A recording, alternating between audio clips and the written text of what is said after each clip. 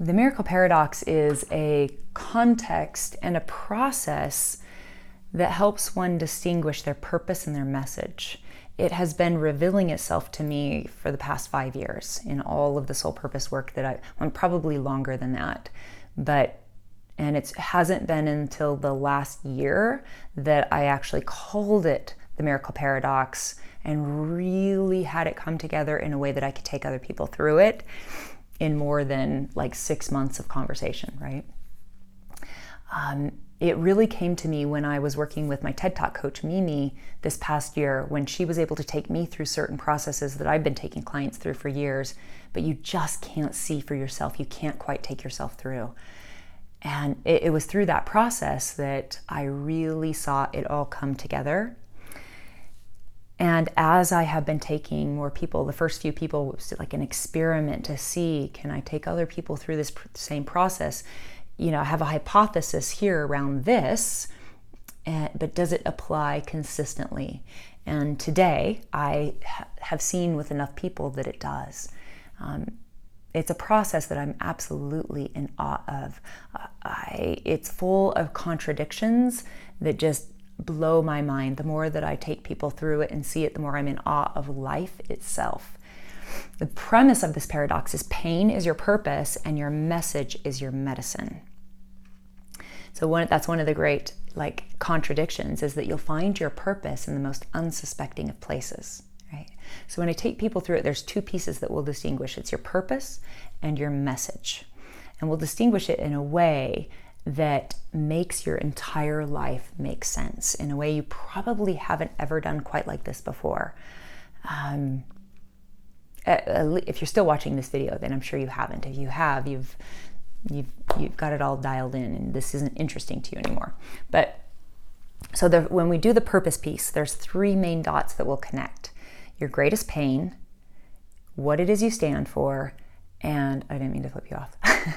What it is you stand for, and your inner calling. Okay, so, and I'll explain those in just a minute on how to look for those, because they're not obvious. There's contradictions within that too. But I want to explain it so that when we talk, all of that stuff is kind of geared up for you. And then once we have the purpose distinguished, or the essence of it, the wording doesn't need to be perfect in that initial distinction. It needs to be clear on the essence. What are we talking about? Then it points to your message.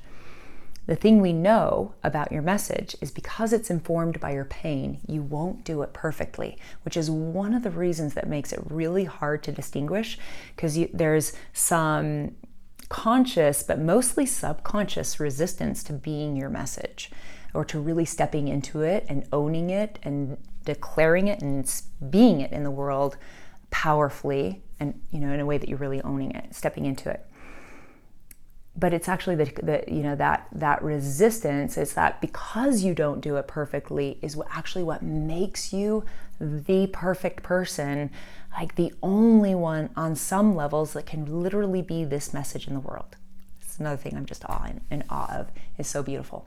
But you have to be willing to step into authentic, vulnerable leadership in order for your message to become your medicine, right? Because it's when you become willing to share the stories of your pain that relate to this message in service to another person, you start to change the way you tell the story.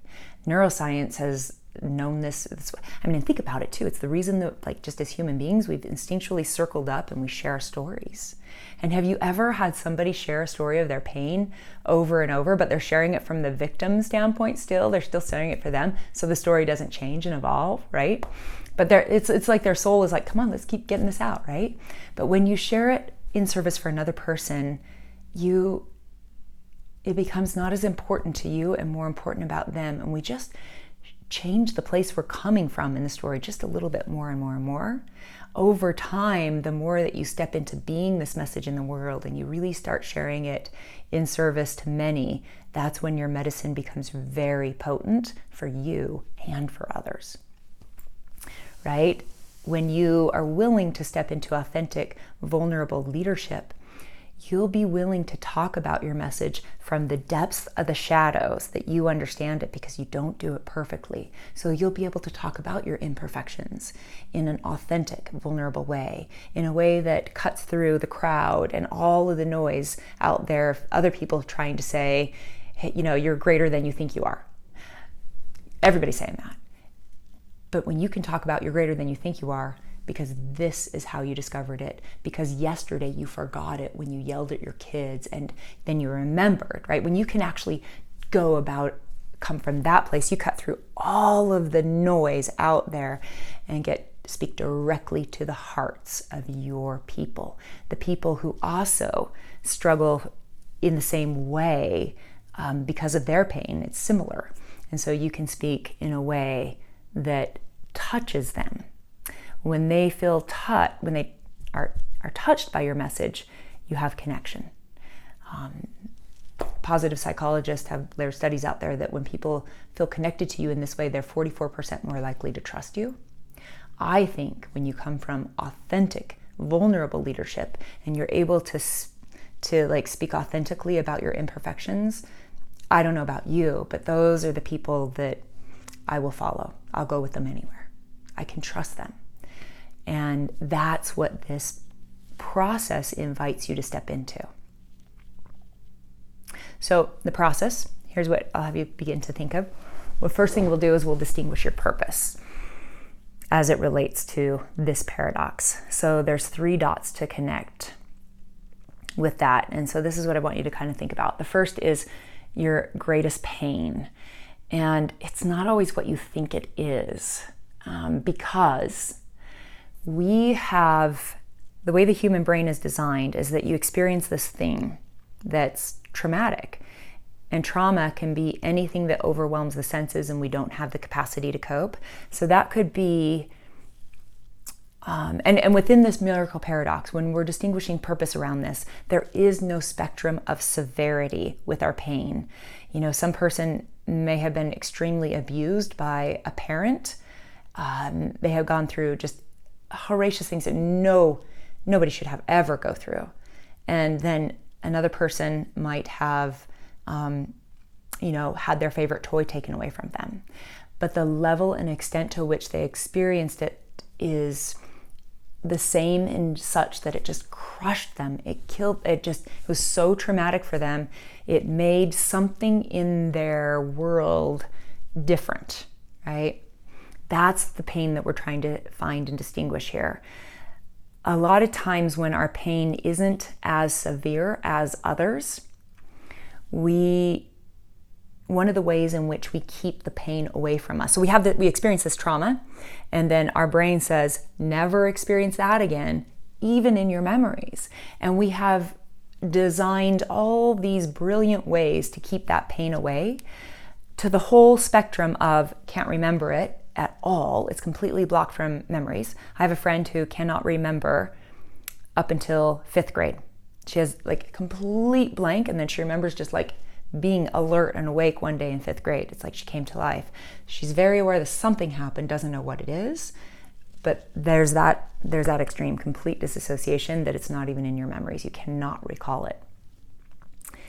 If that's the case, and even with my friend, I wouldn't go in and distinguish this miracle paradox. There's probably a certain amount of therapy that needs to be done, which also this miracle paradox for some of the more traumatic pain requires that a certain amount of therapy is done first. A certain amount of healing around our pain needs to be able to be done before we go to the next level of healing that this paradox allows for in sharing it in service to others.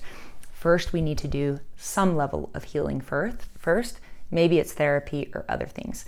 I believe that when somebody comes to me, if I feel that with you, the miracle paradox is revealing itself, you're there. I can feel it. I wouldn't go into trauma-sensitive situations and have people start working out this paradox. It's not the time. Timing is everything with this. So your greatest pain, this not being with it, never experience that again, complete disassociation. The other spectrum is, I didn't really matter. It was really no big deal. That was kind of mine. It took me almost 2 years to come to terms with the girls teasing me in junior high was really my greatest pain, because my way of not being with it is it's just getting teased in junior high.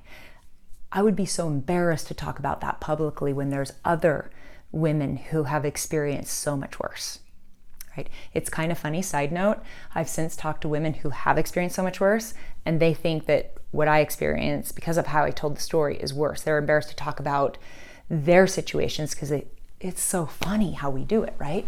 It's just the way the mind works. Never experience that again. Get that out of, right? The other thing that I was refusing to admit that was my pain, it was kind of like, psh, those bitches hurt me in junior high. They are not going to affect me anymore. It was nothing, right? I am not talking about this, especially publicly. They don't deserve it, right? It was my way of like getting back at them. Like they're not going to get to be important and significant in my life, right? So we have all these, and those are just my ways. We have all these brilliant ways of making it not mean anything, because in truth, it crushed us.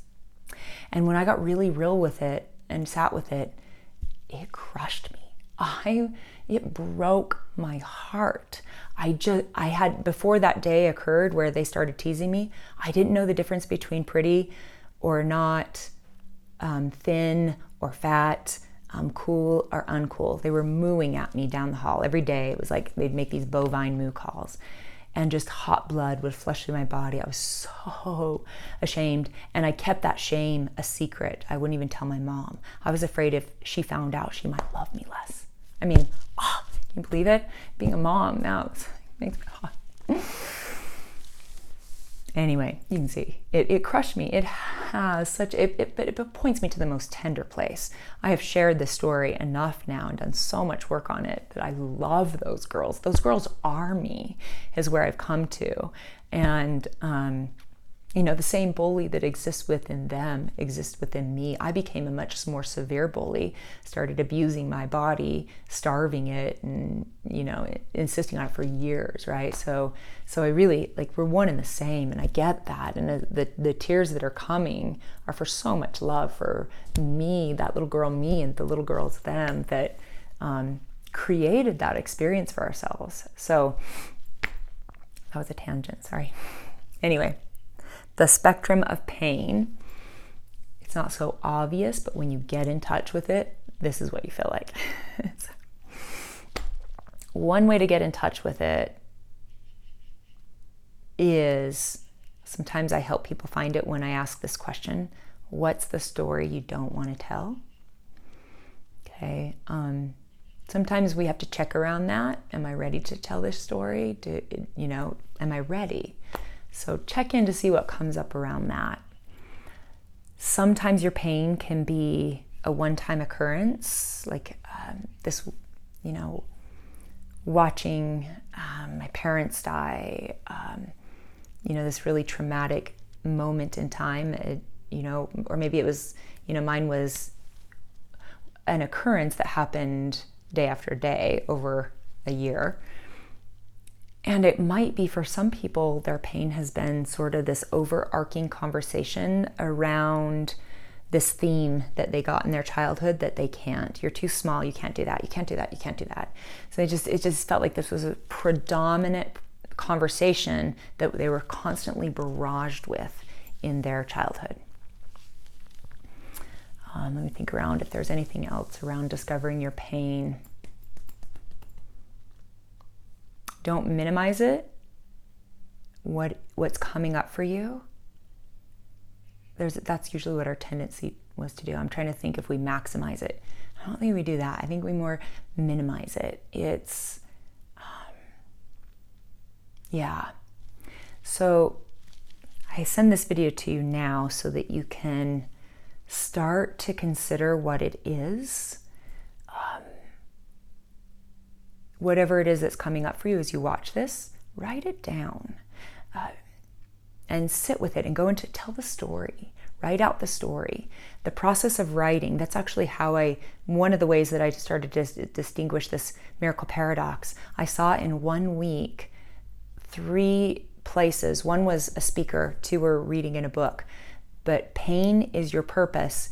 in those 4 words. I'd heard it, for the past decade said in different ways, but I heard it so poignantly that I said, let me explore this. What is this? It's really interesting. And so I got a notebook, got my journal out, and I really sat and looked.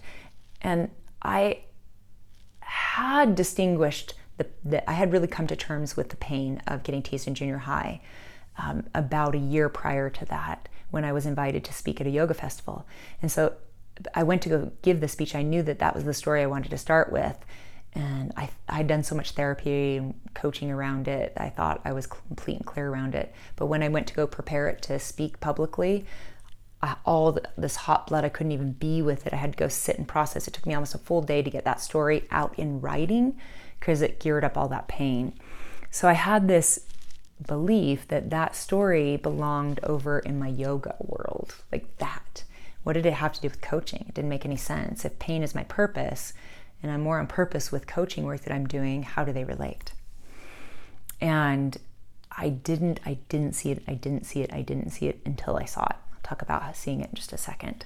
So as you gear up the pain, write it out, because the process of writing, what that does is it slows the brain down enough that we can excavate and think about things and pull different insights around it, or recall the memory in a more full way that I think is very useful for this process. So, and then when we talk through our conversation, we'll pull up a little bit more. When we connect the dots from your pain to the other two, it'll help me see,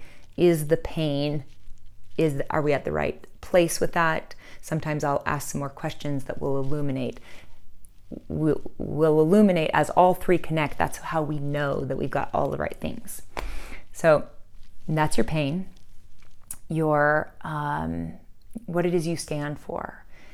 This also write out. Okay, what is it that you absolutely stand for? What's that thing that you would be the spokesperson of because you feel so strongly about this? That thing that you can't sit by the sidelines and just watch. You might even have to look back through history or imagine if this were to occur, because we may be to some extent sitting by the sidelines because there's no conflict in what we stand for out in the world, or at least from where we're standing or where we're sitting or our time in life, because we have little kids or we've got, so you have to kind of put yourself in other situation. If this were to occur, I would be a stand for this. One of the ways to find what you stand for too is to fill in these blanks as you write. I stand for, leave that one blank, but then go to I believe and fill in the blank. And in your I believe statements, let it be like a sea of I believes. I believe this. I believe this. I believe this. You can also try on what I know to be true is. And then the next blank to fill in is I dream of a world in which, and then fill in the blank. And there can be more than one sentence around that, or statement around, or even idea around that. What it is you stand for, what we're pulling through in this is, so you had this experience, never experienced that. So a lot of your survival patterns are informed by this, but your inner wisdom is also informed by this, because we go through these experiences and they either make us bitter or better. And if you're coming to the miracle paradox, you've gone through enough in your lifetime and become better as a result of it, that is causing you to want to step forward and be a messenger of a powerful truth for others. What it is you stand for is the voice of wisdom that moved you, and what you learned from as a result of this. And so we want to pull that out here too. So when we talk, I will also be asking you what it is you stand for. We'll have a little bit of a conversation where I can really pull what's the essence of it. The third dot that will connect is your inner calling. And so this is, if money or time or experience or support was of no consequence, what is it that you would love to do to make an impact in the world?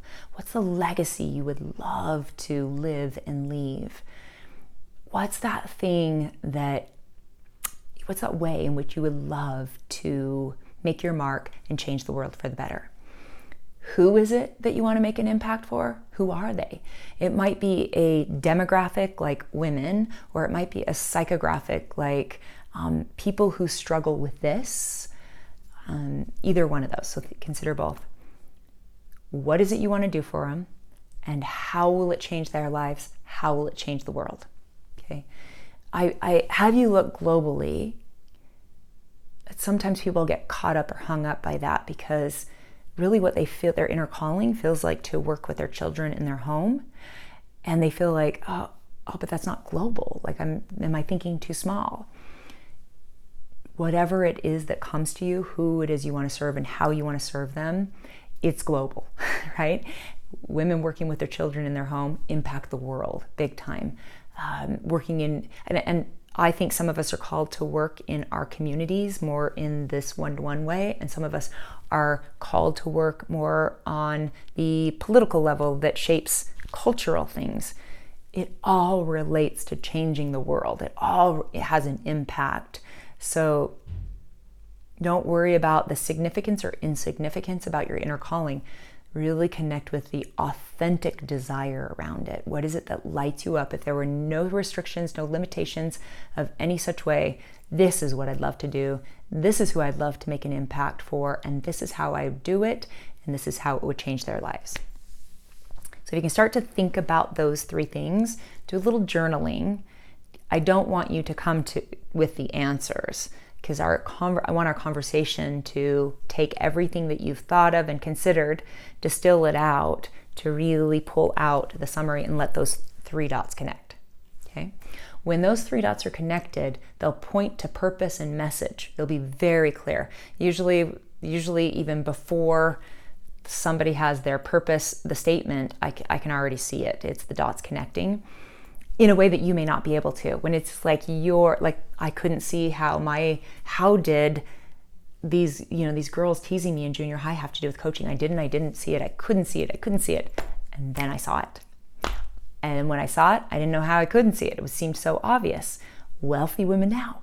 Why do you think I'm called to bring successful, amazing, powerful, popular girls together and do sisterhood in a different way and make an impact in the world, do something greater as a result of our connection, to not comparing and competing and criticizing each other and separating ourselves, but to actually bring our greatness together to uplift, empower, support, and make even greater impact in the world.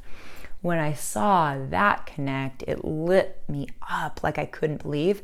It gave me more call to my purpose than I'd ever experienced before. It's like now at some point in this miracle paradox, I always say it should come with a warning, because there comes a point in this process where you get to the point of no return, where even if you didn't need to work for money, you couldn't quit. Actually, it'd be awesome. Lottery, great. Then I can give more to this purpose, because you're so given in action by something greater than yourself that there's no turning back. So the purpose, when that points to the message, so the purpose is sort of, the purpose informs your action. This is what your purpose gives your action towards something greater than yourself.